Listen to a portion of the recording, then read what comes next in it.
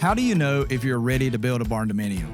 Well, today we're going to go through the 4 most important things that you need to know before you get started in building a barndominium. Hi, I'm Lance Martin, the Director of Sales here at the Barndo Co. And over the past 4 years, we've built hundreds of barndominiums over multiple states. And today, I get to take you through the 4 most important steps to know if you're ready to start building a barndominium. So the first thing you need to know when you're getting ready to build is, what's your budget? Like, what can you afford? I like to use the analogy, you can't go shopping for a 10-carat diamond ring if you can afford a 4-carat diamond ring. So I think starting out knowing what you can afford is really important, because we can help you build a dream inside of that budget, right?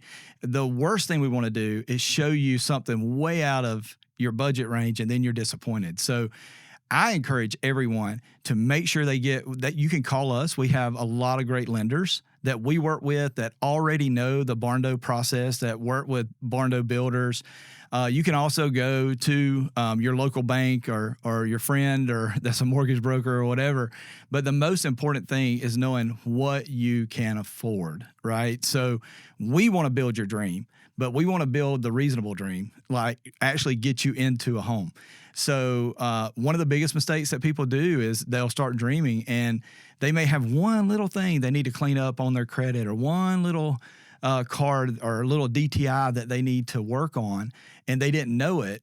And until you go through the process with a lender and get a pre-approval, you won't know those things. And they may actually give you some ideas to make your approval rating higher, the amount higher. So I'd say the most important thing before you start anything is give us a call. We've got people we work with that can help you and do it very quickly, or at least go to one of your lending institutions, your bank or somebody, and get a pre-approval and get an idea of what you can actually do before you start dreaming of a Taj Mahal and you can't afford a Taj Mahal. So that's the most important thing that you need to know when you're getting started and knowing if you're ready to build. So the second thing you need to think about is what land you have. Now, I'm talking to people who already own land. Maybe it's family land. Maybe you've had a piece of property for a while. Maybe you found a deal. That's fantastic, but you already own the land. First thing you need to look at, did you do some due diligence? Do you know, like, if it's in a floodplain? Do you have a survey for it? All those kind of things we need to know when we start talking to you. Now, once you start our process and we start dreaming a little bit and we start building a Barndo for you, we're going to do a site visit and we're going to be able to evaluate, where this can fit on your land.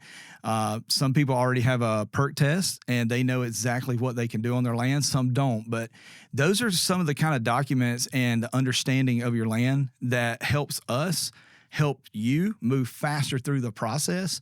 Is if you have those documents, you have the understanding of what you actually own. Some people have family land that hasn't been deeded to them yet. That's fine. Where's it going to be divided at? That's a very important thing in financing, is having that land in that build in one property.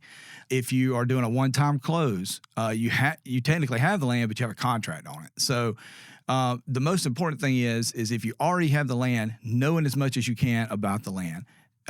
Helping us, give us a survey. If you have a survey, some are already recorded in the county and you can get it yourself. You can literally just call the county and get a survey that they already have. You don't have to do a new one.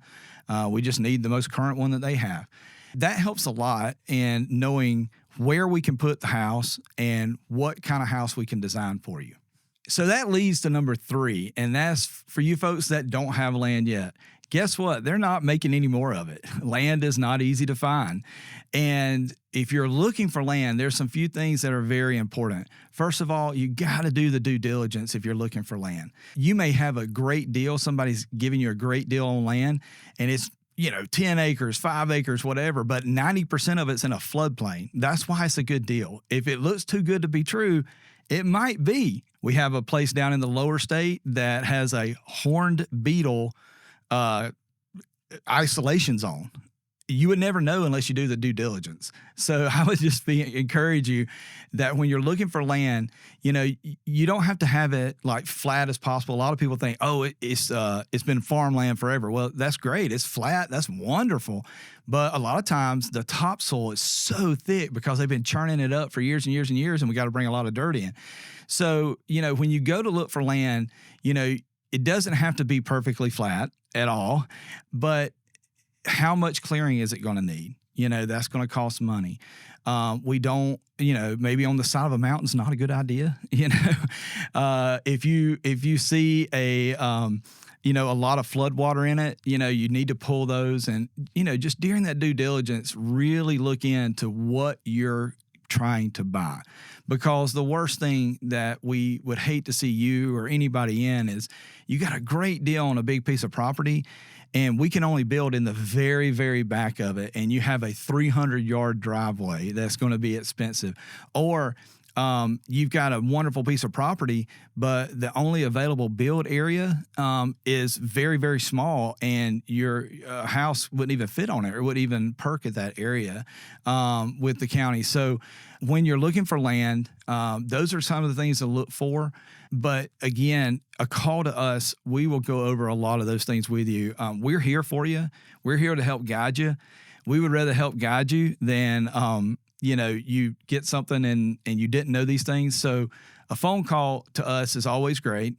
Set an appointment, and we can go over some things to look for. We love to help you along the way.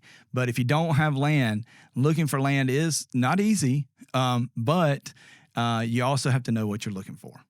Before we get to the last and probably the most important thing, if any of this interests you, we'd love to have a conversation with you. Go to the barndoco.com/contact and just fill out the form. That's going to route you to one of our consultants. You can pick a time to meet with us and have a short conversation, and we would love to help you along the journey and answer any questions that you may have. With that being said, the fourth point, which I think is one of the most important, is what is your dream? What does it mean to have a reasonable dream? So I believe when you come into a build process, you've been dreaming for a while. There's a lot of things that you want to see in your build, and we want to help you get there. But during the process, if you're open-minded, you may have some better ideas that come from our designers, from our consultants, because they do this a lot. They see a lot of people come through and they have a lot of great ideas. When I was building my home, I took some points from my contractor and from the designer, and it was better than what I wanted. One of the most important things you can have is a reasonable dream. There may be some non-negotiables that you want. Hey, I really want a butler's pantry. That's great. In another way, I really want a butler's pantry on this side of the kitchen or that side of the kitchen. The flow from a designer might be better, and if you're open-minded, you would be able to see that. So I think one of the most important things that you can have is have a dream, but keep it reasonable, because if you're open to ideas, you may end up with a much better dream than you even thought you had, because these are people who do it every single day. So always being flexible, always being open.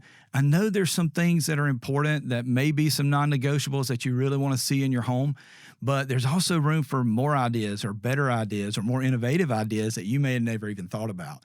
So having an open mind and picking the builder first, and that's what we would love for you to do, is make sure that you want to work with us and you trust us as a builder, that we can help get you there and get you to the dream, but also trust the process, that some things may be better if you have an open mind and a reasonable dream. So those are the 4 things that you need to know to determine if you're ready to start building.